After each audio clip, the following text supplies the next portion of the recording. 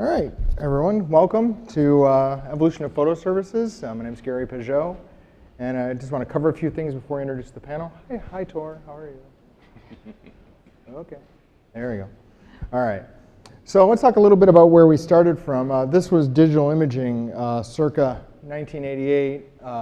If you remember the old create-a-print kiosks from Kodak, which I started a lot of people on the very early digital imaging days, and a lot of people thought, in terms of core competency, that Kodak was an output company. But really, what happened was they focused so much on that they forgot what the real core competency was, which was coding and material. So as I want to talk about this, we're going to talk a lot about what the core competency of the output business is.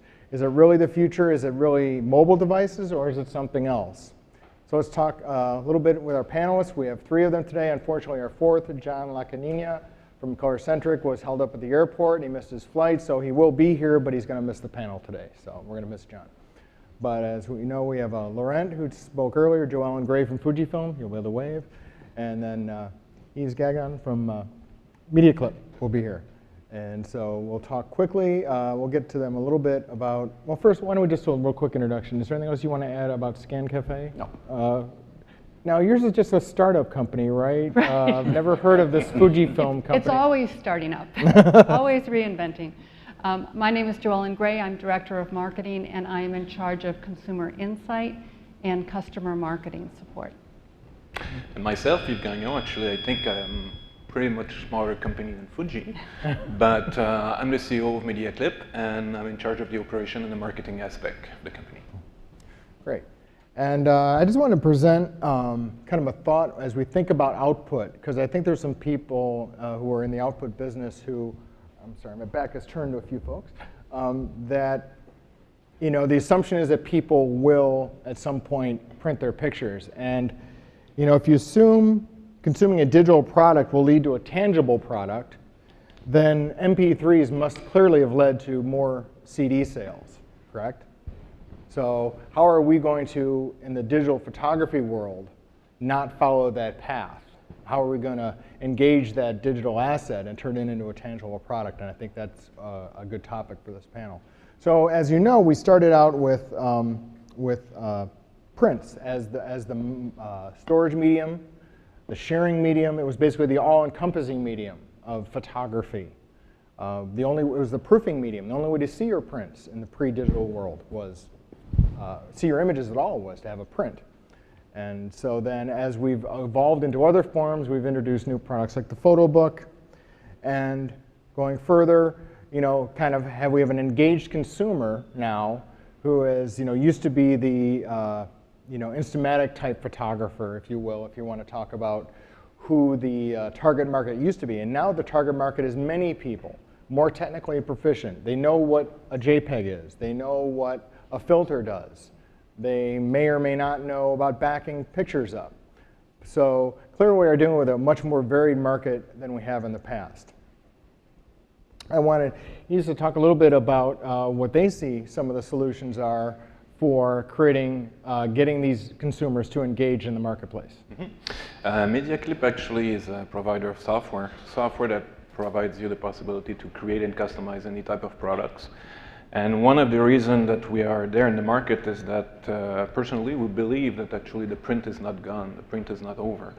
Remember, Gary, from your email, you were asking if actually Facebook was eating our lunch. I just think that we're not actually just not eating the lunch at the right place in a certain way.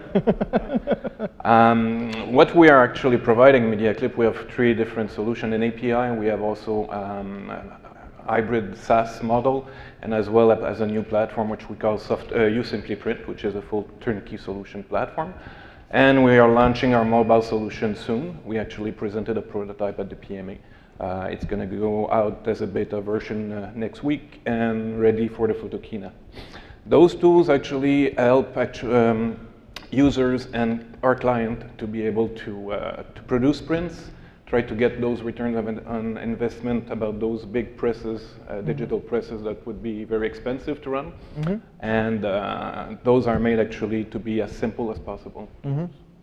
So from your experience, how has consumer behavior led, from what you've seen, obviously being from people you see, the interactions that happen across your platform, how have you had to adjust your assumptions? You said people are going to print. What has changed over that time? Has anything surprised you? In other words, you made an assumption here and then it gone here. Yeah, especially convenience and ease of use of the software. Most of the time, if you're not able to provide the end user like good understanding and comfort level within the 30-60 seconds of usage of like a photo book builder as an example, you will probably lose them. They will abandon the creation. They will actually just too complicated. Let's try another software. Let's go another provider, another printer. So one of the key solutions is actually the simplicity of the usage itself of the software. Now, from what I understand about your platform, a lot of what you're doing is visual. Yeah. It's not menu driven. It's actually drag and drop. Exactly. Exactly. All of the platform is mainly based on the visual ergonomy environment. And basically, we tried, actually, when we created the company, I don't know if you probably know the Tintin. Okay. The author of Tintin actually had a famous phrase on those albums, like from 7 to 77 years. So we tried to build those builders and those applications with that setup in mind. Okay. We had some roadblocks. We faced a couple of challenges, but one of the good things is we always listen to our customer, to our client, get feedbacks, and try to adapt the best we can do actually to improve always the software. Now, Laurent, just to touch base a little bit, you didn't start out as a custom album company. No. I mean, this is a relatively new. Now, let's talk a little bit about the progression on that as it relates to, obviously you were getting some feedback from your customers. Yeah, so most what we realize as customers are scanning their entire library of photos, they must transform a pile of digital paper into a pile of digital asset, and they actually don't do anything with it. So you're going the opposite way. Exactly. And most the key thing that we realize is that in order to drive adoption of customers who try to actually convert their digital asset, digital paper into digital asset, is you need to actually have a pull. You need to have a motivation to do it. And that we realize that actually having all those pictures on a hard drive on a CD is not something that you share will actually provide you satisfaction. Right. I mean, you feel better because now it's safe, but you're not utilizing them. Right. So the idea is, okay, well, let's use that to actually provide a product that you can now enjoy more. And as we were going through that and faced a number of challenges related to the fact that you don't have the chronology in just a shoebox of images, you say, well, everything that we've learned in trying to build those photo albums, why don't we actually apply it to digital photography where the actual chronology is available? And the idea here is that you really want to pull, rather than having the customer say, I want that product, you can actually now use all the material that he has developed and say, here is your story, and actually do it so that the customer realizes, because really I think it's a matter of time. We just don't have the time to create those products. Okay. Now, I have a question regarding how you interact with the customer, because you said there's that approval process. Having been in publishing, I understand proofing and all that. Have you had trouble communicating that to mainstream users about, it is almost like a proof process a la galleys and that kind of thing? Yeah, the thing is, it's very visual. Yeah. So, and that's why we're trying to push what we call the photo selection service, where you just give us those 500 pictures. And this kind of, if you recall, this wow moment where you would just go and get your roll of film developed 2 weeks later, and you actually were reliving your vacation by just going through those pictures. That's exactly the same kind of feeling that we provide to our customers. They've taken all those 500 pictures in their trip, and 48 hours later, they actually have the story told. And they have the same wow moment. And actually, you don't need to do that many changes to adapt to their memories of their actual vacation. I mean, are you like using, obviously using human interaction at this point. It's got to be fairly manual. Yes. What's the typical proof cycle? 1 or 2 or 3? Yeah, so the average is about 2 cycles.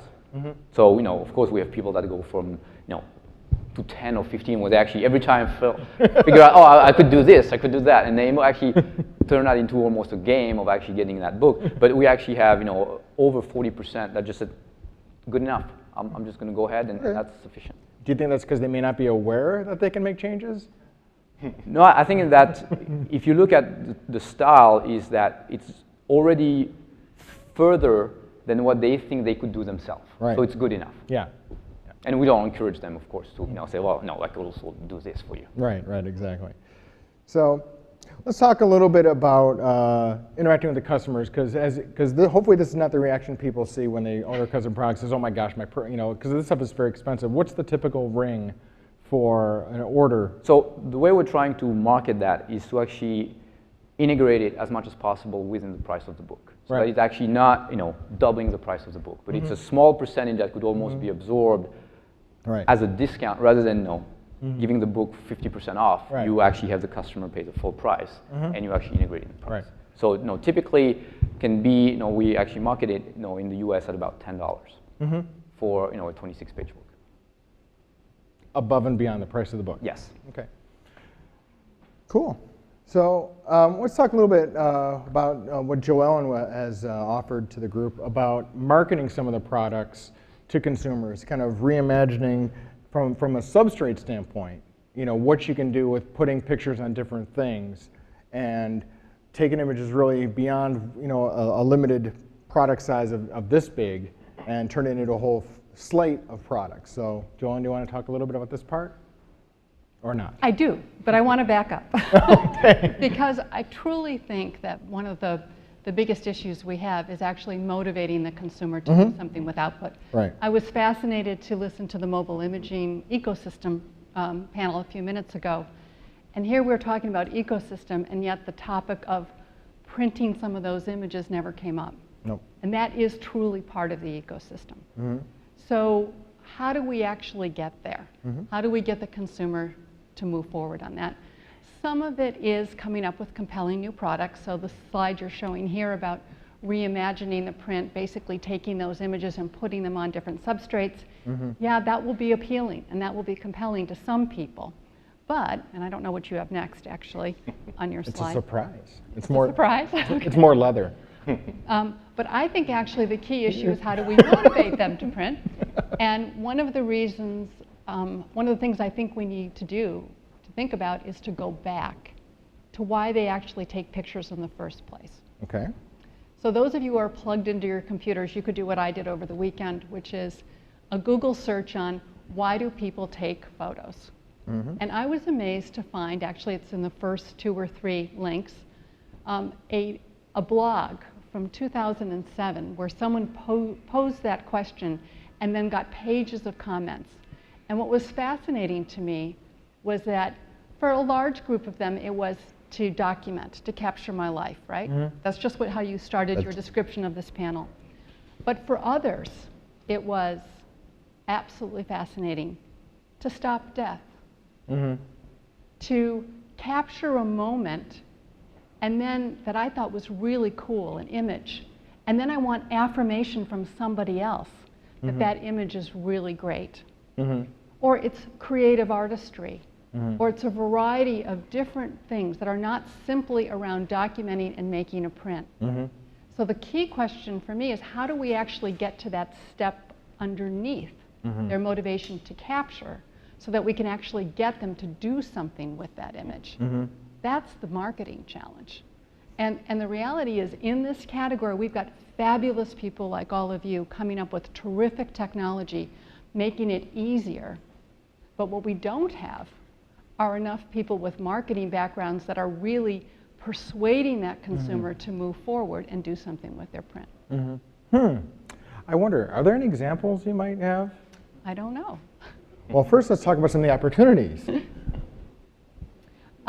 Honestly, I think that the technologies that you create have a huge opportunity, both because the consumer, when they're looking at their picture, is very involved. And if you can capture them at that moment of their involvement, there's opportunity. That fabulous demo I saw from Scalata, sorry, I'm not saying that correctly, with the ability to play with that image and change someone's expression, I mean, that's amazing, right? So how do I then motivate them at that moment to do something with that picture? Right. That whole middleware group, those of you who do the view, store, share, the whole manipulate thing, lots of opportunities in Right. that. Again, how do I motivate them? And how do I motivate them in that create and publish? You can see they've got to go through a lot of steps before they get to create and Yeah, because publish. it used to be very linear. Yes. And you guys play in the manipulate side of it too. I mean, Yeah. that's where I think part of that opportunity is actually in the middleware side. Exactly, and I totally agree with her, because we have a design service at the office that creates themes and different product types, since our application can actually print on any type of substrate or products or whatever. And we see trends every month, every 6 months from our clients that, okay, I found my niche, and I'm doing only canvas. So we're building like canvas theme for them, and because of that market, because of this type of the way that he market his product, for him canvas was successful. Other people will actually come back with different type of products. A photo book cannot be only a photo book, can be a cooking book, can be a recipe book. If you love cooking, actually, you can actually take some picture of the food that you're doing and put some text besides, and have a recipe book that you can give. Can be graduation books, can be anything. So the fact that when you find the right product, actually to create the sales, to push the sales, to push the person saying, okay, I took 2,000 pictures, and those are really important for me, and I do something with that. I think one of the good keys also the product itself that will make the action. And to your point about the product, you're completely right about that. We have to go back and think about why people even made prints. You know, they were storing them, hence in an album, hence your book, right? They were giving them as a gift, and now you've got electronic sharing that actually does that. They were putting them on display, and now you've got huge business in Canvas, constantly growing. What else is there? What are the other things they used to do, and can we take our cues from the past to build the revenue for the future? Yeah, I still remember when I was on vacation maybe 20, 25 years ago. You go on vacation, bring actually 3-4 rolls of 36 exposure print, and you cannot see the print before going back to the lab. So you know, you receive something physical in your hand, something in material in your hand. Today you take the print, you take the picture, it's like, oh, okay, store it. Right. So what is the next step? I'm just curious, going back to what your service provides. Has anyone taken it beyond just the storage medium? Are people like you were saying, creating other creative products? They're seeing what they can do now. Because really, as much as the people have been excited about photo books, the adoption has still been very low. And clearly, once they get something like what you provide, then they say, "Wow, I can do something else with this." Yeah, I think another part, talking about canvas, those things, those are actually big ticket items.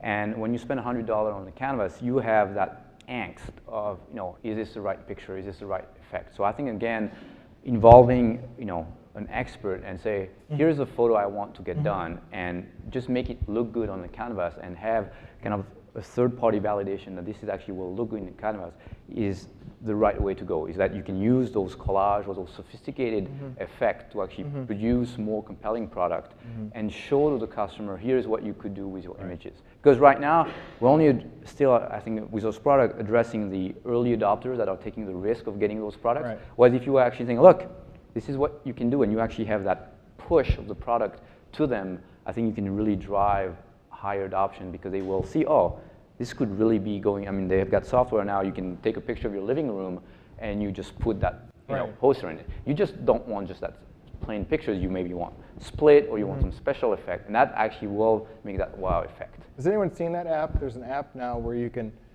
it's an augmented reality app, and it actually shows you what the enlargement, the canvas, or the grouping of pictures will look like on your phone, on your screen, which is pretty cool before you buy. It's just kind of a real nice extension that, because you think, but like you said, if I make a canvas, will it look big on this wall, look it too small? You have no idea. Something like that completes the sale. Yeah. I mean, you need that's why you hire, interior architects, is to help you. And that's what I think, the industry should be doing, is we should have, advisors that actually help people purchase those products and, create that incentive to actually do it because say, look, you could do this with that product. Right. Well, But you raise an interesting question. You say the industry should be doing it. Who should be doing it within the industry? Are we expecting the retailers to always bear the burden of persuading and motivating the consumer, or are some of the technology manufacturers supposed to chip in and do this? How do you see it happening? Well, it's a matter of actually who's making the money of that sale. I mean, obviously right now the money in the capture device is there because we've got all consumers buying those devices or the carrier buying the devices. So the money is there to actually capture. But right now, since I would say the printing industry is going down and trying to figure out is, okay, who's going to take that risk of saying, I'm going to do the work required to attract the consumer, not knowing whether he's going to buy. right. And that's, it's a risk. It's probably going to be the retailer, I would think, more so than the manufacturer. But see, I think that's one of the biggest problems in the industry is no one is investing the level of spend that is really required to totally persuade a consumer. So unless we actually can tap into what motivates that consumer and develop strong word of mouth communication using social media and basically family and friends, you don't have anyone that helps really build a coherent message unless you get the industry as a whole together, all talking in one voice. Is that a modern way of thinking about it? The reason why I say it is because we've heard a lot of talk about Instagram. Yeah. There was, which whether or not you agree they were worth $1 billion or not, it's clearly a successful product from an adoption standpoint. Clearly, there was no manufacturer or anything pushing that. It was purely through word of mouth, purely viral, purely a community being developed around that. And there's hundreds of products like that. With something as sticky and as emotive as photography, why isn't it having the same effect other than just pure sharing? So let's talk about how Instagram got monetized. A handful of people It didn't. Well, a handful of people who created it made a lot of money. They did. Right. They did. Right? But they didn't have an industry spend, if you will, to drive that community that became worth $1 billion in a few short months. Exactly. Right. Exactly. And so I'm just wondering if your premise is applicable in the 21st century. I think that to reach consumers, to motivate them to spend, there is an investment required. You only have to look at the successful brands that are out there. How much money does Verizon spend to convince you to go to Verizon and drop Sprint? How much money, right, does Tide detergent spend to get you to buy that instead of Kirkland brand at Costco? But photo books aren't branded specifically. That's a company-specific spend as opposed to a category spend. But Laurent would want me to buy the photo book from him. You'd like me to buy it from you. Walmart would like me to buy it from them, right? And yet none of you, including Walmart, is really spending at a level to let me know that you actually have your service available. If I wasn't here, I wouldn't have known about it. But sometimes company like Walmart, Costco, it's probably sometimes for them probably more convenient market for them to attract other people, but not necessarily only for photography, but always to go buy a new TV or buy a new pair of shoes at the same time. Right. So it's not like we're talking about a photo store, which was actually born maybe in 1930 with chemical processing and moved to digital. So there, I think, are the most probably type of store that needs to understand and to learn from their customer about what they want to do. And if you had a panel of them sitting here today, they would tell you that they're having trouble getting their own customers to come to the photo department, right? Because we need to be motivating and persuading the consumer to take action, all of us. Okay, let's move on. I think you want to talk a little bit about that in a little bit. So let's talk a little bit about some of this messaging you were just talking about. How are we going to motivate people? You're sharing with us some concepts right here. Right. So what we did is we looked at different strategies. How would you motivate consumers to buy photo books, right? Both of you are selling. So here's some ideas. We looked at the strategy around the consumer's desire to document. So here's an ad around documenting my life, my family, my memories. My life is the unique blending of the family, my friends, and those of my husband. essentially, this photo book lets me capture that and document that. The next one is a strategy actually around price value. Can I motivate someone to buy a photo book at a low price? So, you know, you don't have to spend a fortune to share your little treasure, right? Get more, give more. Next, what about creativity? I mean, one of the reasons why people take photographs, and especially the Instagram ones, is they like to actually create something unique. Why not talk to them on that level of channeling your inner Picasso? You know, my passion is getting great images and pulling them together. It's interesting, this one, because one of the person at the office actually invented the Generation C for people that was born between probably 85 to 98, which are the generation of the creators, content creation. Interesting, very interesting. Yeah, could be very salient and work. Next one. Make someone happy, you know. One of the reasons why you give a gift of an image is actually to evoke a response, right? So can you use photo books to actually make someone happy? I love this because this is actually a husband having created one for a wife, and you know, she's happy, right? Next one. I can't relate to that. This was the prize-winning #1 selected concept in our test. This notion of sparking a celebration, right? Nothing ignites a celebration the way a spontaneous moment brings together all of your common connections. Bring the good times back again and again, just by reflecting on that celebration with a book. And the next one. I love this one. And actually, I created this one after seeing a commercial for Nestle's chocolate chip cookies at Christmas time. And the slogan was, who do you bake for? Really? Well, who do you do it for? You know, it's moments like these that tell the tale of who they are and where they came from. Create a gift that always keeps them as close as they are now. Photo books keep it real. That's a wonderful sort of family evocation. The next one. Oh my God, there's more. There's just two or three more. Visuals that speak in your voice, right? Sometimes it's really the power of the picture itself that is sufficient. So maybe a strategy that talks about the power of pictures would be effective, and this one was one we tried. And then finally, this one was the second highest one. This is one about honoring the individual, you know, respecting the life, the journey of someone in their lifetime. In every single one of these examples, you know, we're selling the same product, a photo book, but the goal is really to get that consumer to respond on an emotional level, enough to take the action that's required. Now, these were consumer tests you ran, right? Right. So we're going to see actual ads where you hope some retailers had used some of the concepts you used, right? Is that what we're going to see ahead? You're going to see an ad in a second, and it's part of an iteration, right? So just remember, in this category where we basically have sold a commodity, the print, for many, many years, the tool that established retailers use predominantly is price. So we went through the price wars, and now you've got prints at probably the lowest price they can possibly be, right? And so now retailers are realizing that they need to provide a little bit more.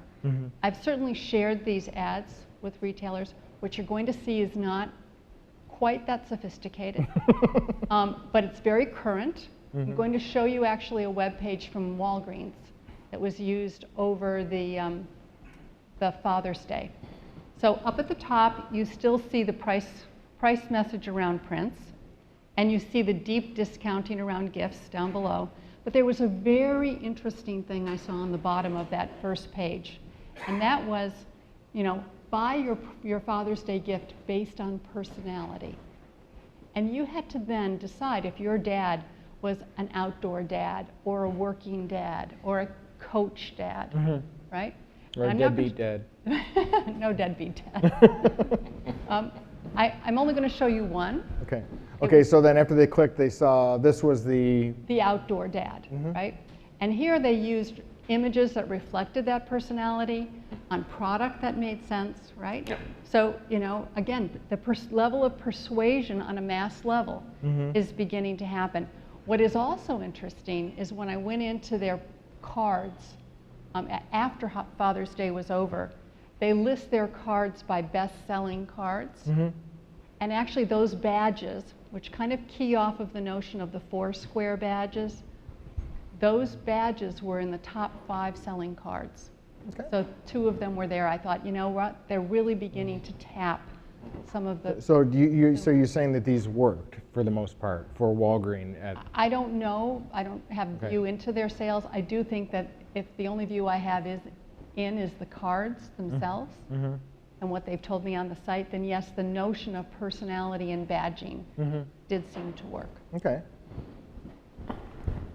So let's talk a little bit about other products where this could extend to. A little bit into we talked a lot about books. We talked a lot about we haven't talked very much on cards. We haven't talked about other things because I think that it's one of those things where, boy, it would be great if people were to make more of these products, but we just can't get people to make them. What kind of strategies are you seeing for people for making products outside of paper?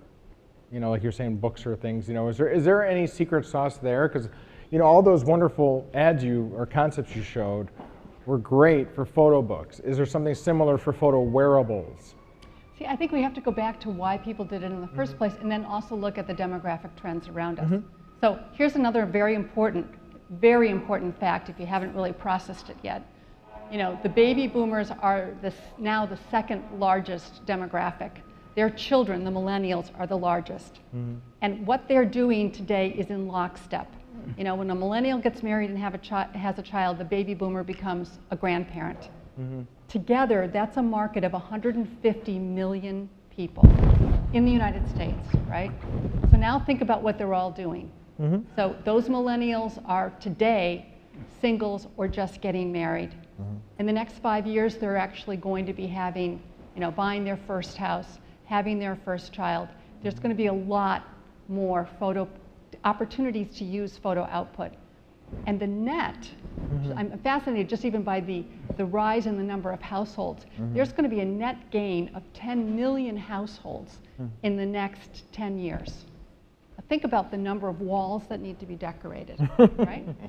There's going to be an increase. They have, practically 0 children today. They're all going to have 2+ children in, 10 years. Think about the number of products that they're going to need or want to have for those children. I mean, to me, the opportunity around products is really tied to looking seriously at who the consumer is, what their behavior is, what their needs and wants are. So just in the area of wall decor, we saw great growth in canvas. We're seeing growth in the independents. I saw Brent here a moment ago. Gabby talks a lot about printing on metal and how popular that's become. And I know Nation's Photo is here. That product, the layered wall art, beautiful product, right? I see a huge opportunity just in those pieces alone going forward. And to your point, in parallel, you see other product as well, like we have a very good growth in the skin market.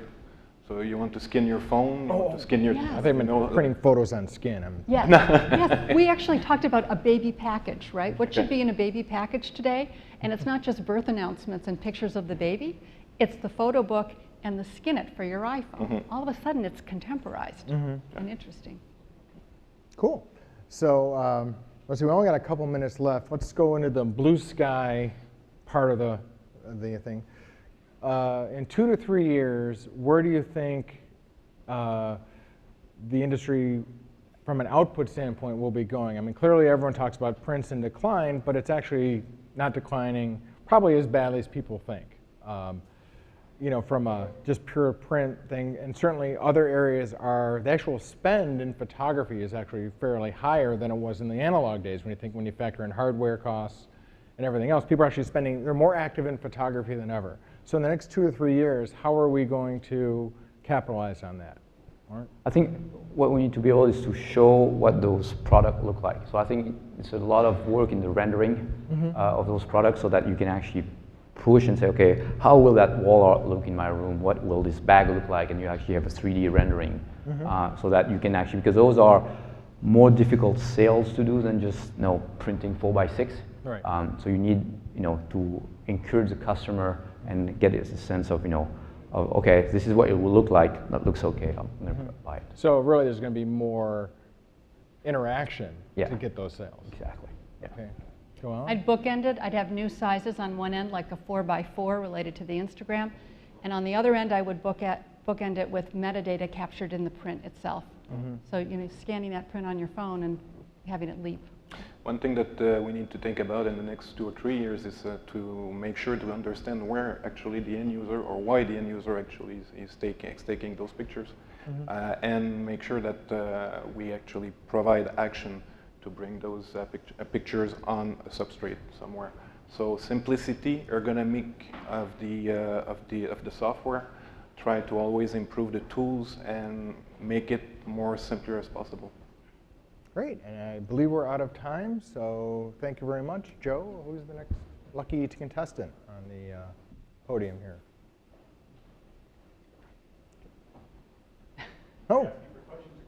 Oh, we can ask for questions. I mean, I'm seeing 0 here, but let's ask for a quick question. Oh, we have a question. Hey, yeah, I just want to know what you thought about Postagram, the company, the kind of ease of use, and really just the low price point that they offer. I use their service pretty regularly.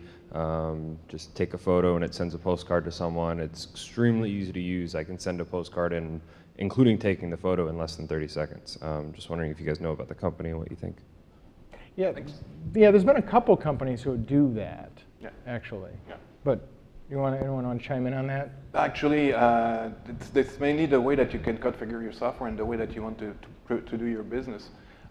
You may have some software or some companies that will actually concentrate their activities on sharing as well. So you can create a product in maybe 2 seconds, 3 seconds, send a copy by email, and as well have the option to order that as a print. So, but the other provider actually will probably bring the process more complicated. And to throw in a sponsor plug, I think Ecoterum actually Well, has that on their platform. I was just going to say, I've actually had other people come to me and say, Postagram is really cool. I think it has a really great product. And if you are from Postagram or know someone there, please pass on the word that the buzz is out there around that product. So, no, okay, go ahead, Paul. Well, no, I was just going to say, I think it's very interesting how, just from a standpoint of, because I think various companies have tried that, I think Postagram is probably the first really successful one, from the standpoint that they've actually managed to transfer, you know, kind of that instant capture into an instant message in a tangible form. So, anyway. What's interesting there is that Instagram made its APIs available, so a company could just say that you have your Instagram album, and we'll make a print for you. A lot of you are talking about, you know, the idea that you need to outreach, get the message in front of people. We've been saying for years, this is why you need to have a photo book. Fujifilm just put a lot of nice visual ideas, getting that message across. But we all know that the place where everybody's most photographic activity is on Facebook. And it seems like the obvious thing to have a big display ad on Facebook, where every time you do your photographic activity or see a friend's photo, an ad pops up saying, wouldn't you like to have an album? And I'm assuming it's an obvious issue that the big printing companies have gone to Facebook and said, can we work out a revenue share where we are your print provider doing these albums? And if you don't have the revenue to make it worthwhile to Facebook, it kind of proves that this whole idea doesn't work. But the question is, can we assume that Facebook has said no to this? Have people actually approached Facebook and said, we would like to be your print provider? They have had official print. I think Coop was doing it for a while. I think so, yeah. And so, I mean, they have had official print engines, and people can have apps to print. And I know that Shutterfly tried and they said not interested. You know, the ad business is much more of a focus. I think for them it's just too small. Yeah, I mean, yes. But there's also the issue of whether or not advertising on Facebook really works. Right. And Yeah, I mean, you guys all do Facebook ads, right? Just not, well, you probably don't because you're white label. But. Now we've done some on the scanning part, so it actually works really well at the beginning, and then just their level of, for now, of feeding ads is just not sophisticated enough, and you just get fed over and over to the same segments, and actually the ROI just drops through, and then it's no longer worthwhile. And some people think that because Facebook is so interactive, that people are more engaged in writing comments and getting responses than they are to an ad, and they don't necessarily want to leave the Facebook environment to follow up on that. Yeah. There are definitely other internet-delivered marketing messages that work much better. But to come back, I actually think that we need to find a way to leverage Facebook and monetize those pictures. I don't think we have found a solution, but Yeah. You know, that will be the, you know, it's a golden, the grail there. One thing about Facebook is actually not only pictures, it's stories. Yeah.